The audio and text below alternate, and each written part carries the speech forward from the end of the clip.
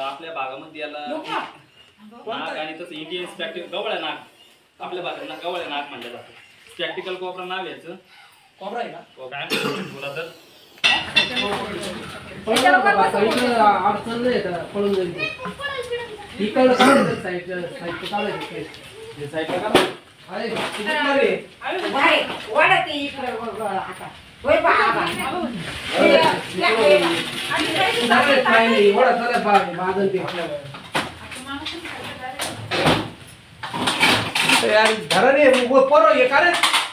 इकडं बड्याच्या आधी बड्या वाढत तुम्ही त्याने भागते वाढत तिथंच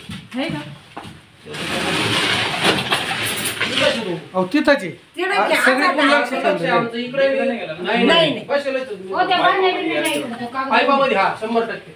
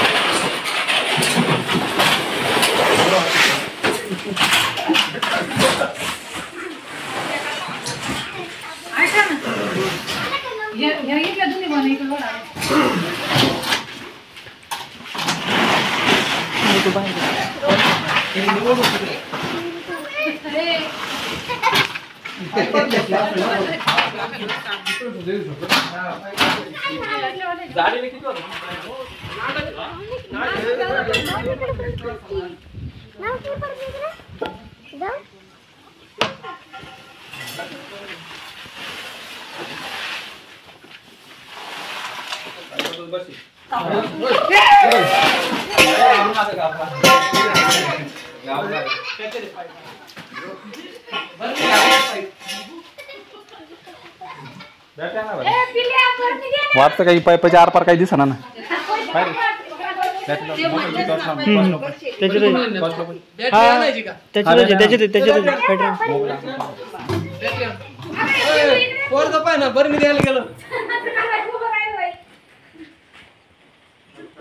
तर नमस्कार मित्रांनो, स्वागत आहे तुमचं माझ्या युट्यूब चॅनलमध्ये. आपल्याला ज्येष्ठ भाऊ कोणते शेतीमध्ये द्वारकानगरीतून आपल्याला फोन आलेला होता.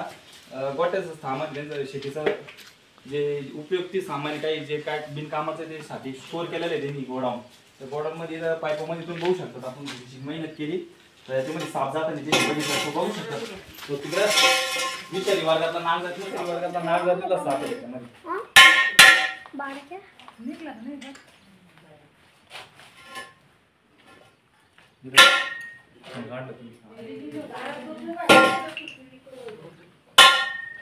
काय टाइम घेतो तुम्ही?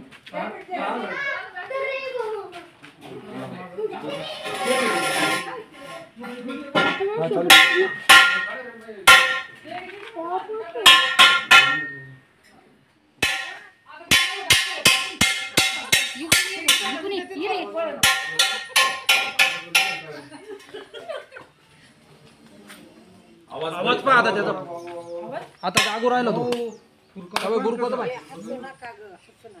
गुरपतो तो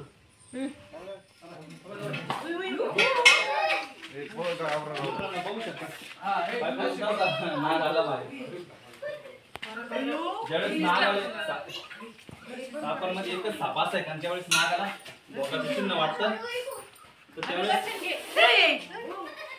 ज्यावेळेस नागाला धोक्याचं चिन्ह वाटतं ते एकमेव साप तोच फक्त खाना काढतो.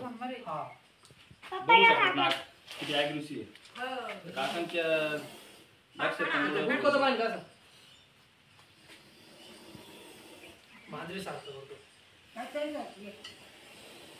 आपल्या भागामध्ये याला नाक आणि तसं इंडियन स्पॅक्टिकल गवळ्या नाक आपल्या भागात गवळ्या नाक म्हणलं जातं. स्पॅक्टिकल कोबरा नाव याचं. कोबरा आहे का? कोबरा नाक. ज्यावेळेस नागाला धोक्याचं चिन्ह वाटतं तुम्ही बघू शकता. भक्ष्याच्या शोधामध्ये आपण प्रत्येक ठिकाणी गेल्यानंतर प्रबोधनाद्वारे सांगत राहतो जेवढा वेळ भेटेल तेवढा.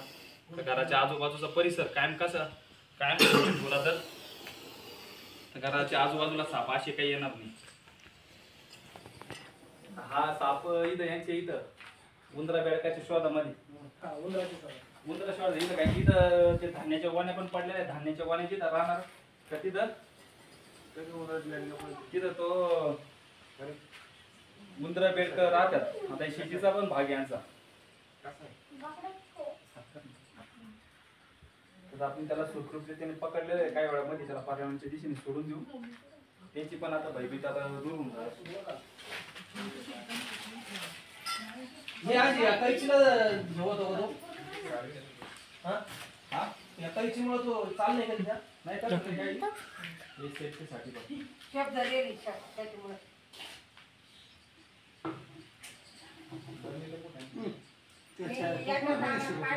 छोटी बहीण आहे. छोटी नाही का?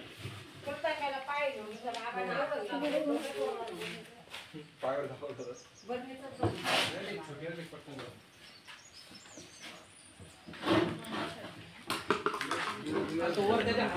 मित्रांनो आपण सुखरूपरीतीने इथे विषारी वर्गातला नाग जातीचा साप, मराठीमध्ये नाग, इंग्लिशमध्ये इंडियन प्रॅक्टिकल कोबरा, त्या नागाला आपण व्यवस्थितपणे पकडलं. काही वेळामध्ये परवानगी दिवशी आता सध्या पावसाळ्याचे दिवस चालू आहे. पावसाळ्यामध्ये ना साप जास्त प्रमाणात आपल्या घराच्या बाजूला उंदराच्या, बेडकाच्या, भक्ष्याच्या शोधामध्ये किंवा निवाऱ्यासाठी आपल्या घराच्या आजूबाजूला येत राहत होतं. आपल्या घराच्या आजूबाजूचा परिसर कायम स्वच्छ ठेवा, जेणेकरून सर्पदोष होणार नाही. काकांमुळे आज थोडक्यात त्यांना दिसला, ते पण घाबरून गेले, पण त्याच्यामुळे एक दुसरा सर्पदोष मध्ये होता तळलेला आहे.